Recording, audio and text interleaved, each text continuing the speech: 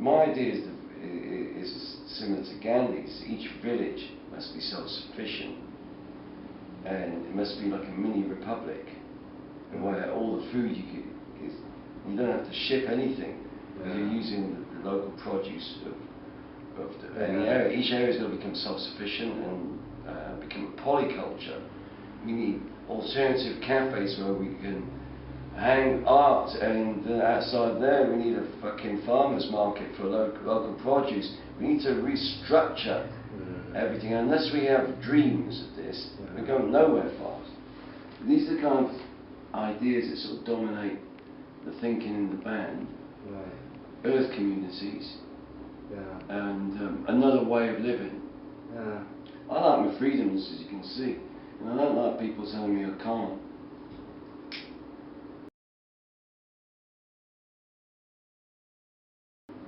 The last time we went to America, it's like this: you walk into customs and you've got all these like customs guys, and they've all got their mobile phones out like that, and it's got a Killing Joke album on, and it's just got Killing Joke on, and they're all holding them out, so it's like psycho stuff.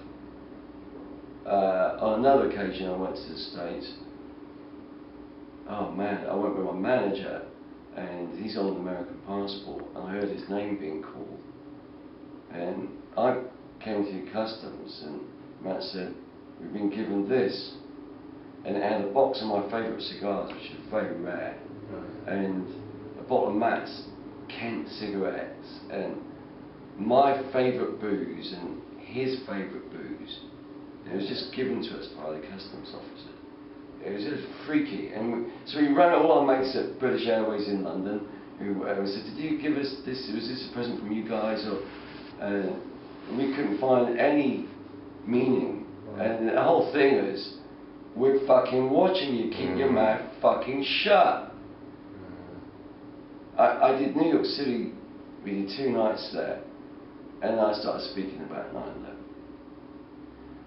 And I was told after the gig by the promoter, "Oh, there are agents in New Orleans, they want you to know they heard everything you said."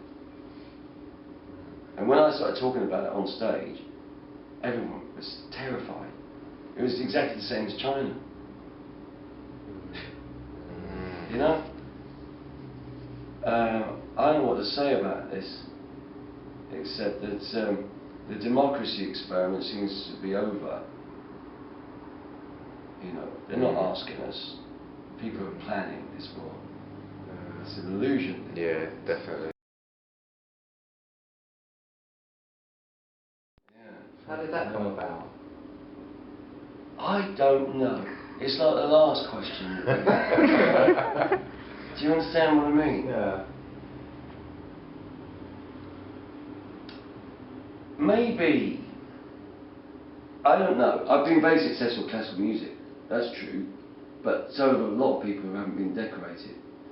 I mean, Jimmy Page should have been decorated. They won't decorate him. It's a funny thing. How do they decide? How is it worked out? I don't know. Maybe it's because of my involvement with occult societies in the past. I don't know. I'm just trying to guess. I'm trying to guess these things. If you can guess it, someone else has fucking guessed it too. That's what I think. That's the truth. Paul left, and Big Paul left, I mean, and the original lineup stopped, and we went into the other lineups. We always knew we'd get back together as the original lineup. We always knew that. Paul went 25 years with a psychologist, and then he ended up coming back to get over Killing Joke. Big Paul. Big Paul did this. Yeah. But it's a family band. What can I say? I spent more time with these guys than my own blood family. You know, it binds you. It's incredible. It's brotherhood. You know, even when people are taking a break from Killing Joke, it's still part of this wider network. Everyone knows what everyone else is doing. You know?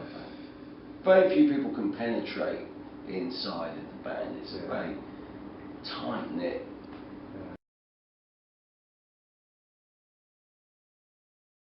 He's the only guy that's been present at every rehearsal, every gig that Killing Joke's ever done, apart from myself.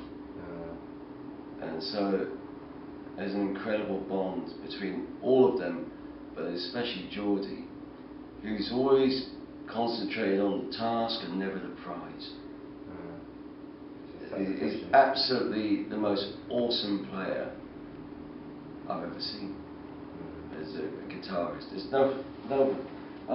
I've seen Geordie and Jimmy Page jam. Right. Around the corner actually, in Horn Lane. And Geordie's a monster, mate. He's a monster. He just can't play with any of the bands. He doesn't like the way the bands think. Right. You know, one time I was at my studio in New Zealand and Faith No More came through. And I had a bar in the studio at that time. And they were going, oh, we're getting rid of our guitars, can we borrow Geordie? I went, hey, for pleasure, with ribbons on, right? And so I set it up for Geordie. I set it up for him to be flown to LA and do he did 3 weeks for me. He's paid like $4 grand a week or whatever. And he goes in the studio and records and writes a whole album, everything. And then he teams up with Raven over in LA and all our English lot. And they all get fucking fucked up and pissed off, and probably Charlie Duff, if I know them as well. And they went to the studio where Geordie's working with Faith No More. Right. And Faith No More made the mistake of Geordie saying, so what's your commitment to touring? And Raven was there and all our group was there, you know. And Geordie went, none whatsoever. He said, I couldn't possibly tour with you guys or really record. He goes, you're far too suburban. I don't like the way you think. And he goes, and that's why I'm going to wipe all my guitar tracks right now. And he proceeded to wipe all his guitar tracks off the album they just recorded. And Raven was laughing, they all were laughing there. And he shook hands with them and left. And bless them, they put this press release out that said, Geordie's a bit set in his ways, it's set him back about 20 grand.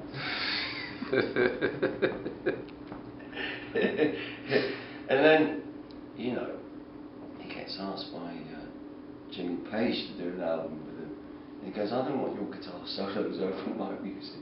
Fucking hell. So, Geordie doesn't work with any, he works with me. He doesn't want to do anything but Killing Joke.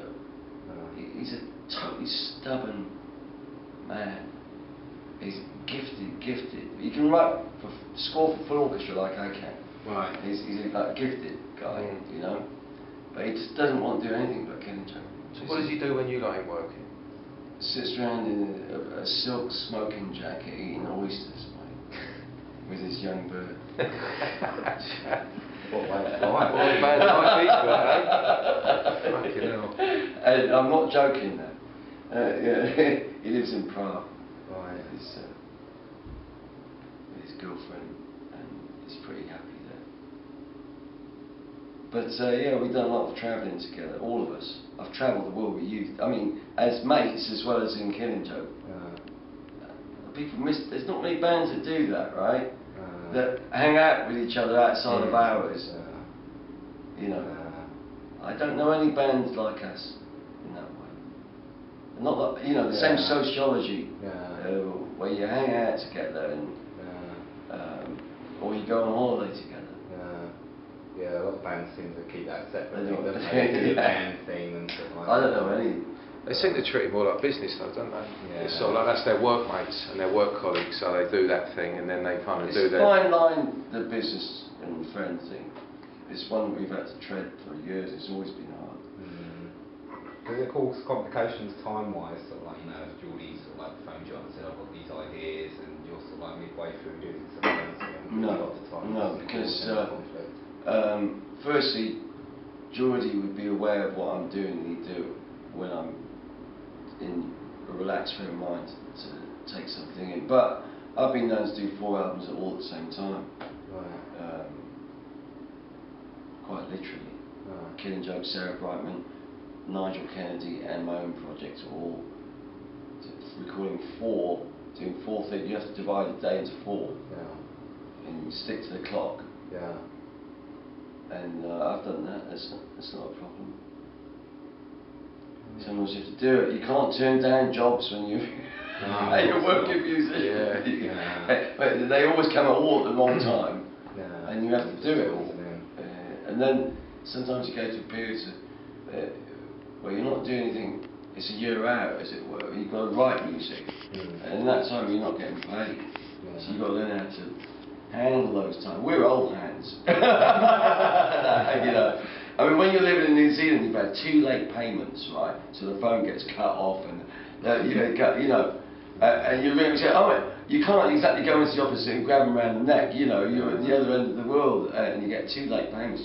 You've got to know how to handle those times. It's good lessons. You know, my missus, she's used to if there's a 50 crowns left,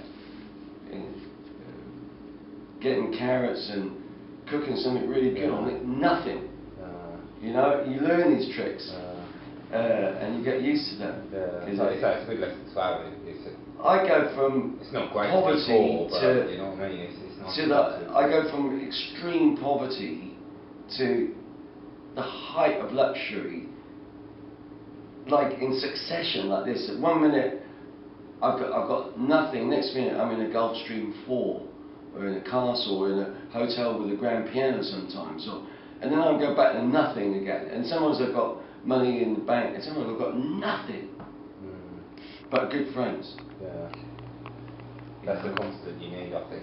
It's like farming music, because you're living on your royalties, okay, so you've got to keep making records. Even if they don't sell, it's not the point, or sell proportionately, somewhat, is you've got to keep doing it, so that you're getting your publishing back 2 years later, and you're living on this, so you keep this cycle going. You've got to feed it continually, you know. The reality of being a musician is people, they get this celebrity idea of what it's like. It's fucking hell, mate. We've survived. We've survived, and we thrive now. What's great about Killing Joke is I'm playing the biggest London venue I've ever played, and 31 years later, that's great. Hey, I'm happy. You should. It's a fucking weird way to go around it, though, isn't it? The way you've done it. I mean, I can't think of many bands whose career is sort of. Plus, I've not only got 3 stunningly beautiful daughters, intelligent and wealthy. Just in case. You know, how did I get that? I mean, I'm an ugly mofo, but I've got the 3 model, beautiful daughters, 3. Right. They're all, the youngest is 21, the oldest is 27. And I could have had, you know, Bob Geldof's kids. You know? You know? It could have gone the other way. I'm being lucky. I'm grateful. God is great. You get what you need. Yeah. You don't need any more than that. We don't need to own castles. We want to hang out in them sometimes. We just want access sometimes. Don't need ownership. I think ownership is just a stupid idea. Well, that's where the problems start. We just all want access to whatever we want, our dreams. Everyone should have the right to this. This is another way.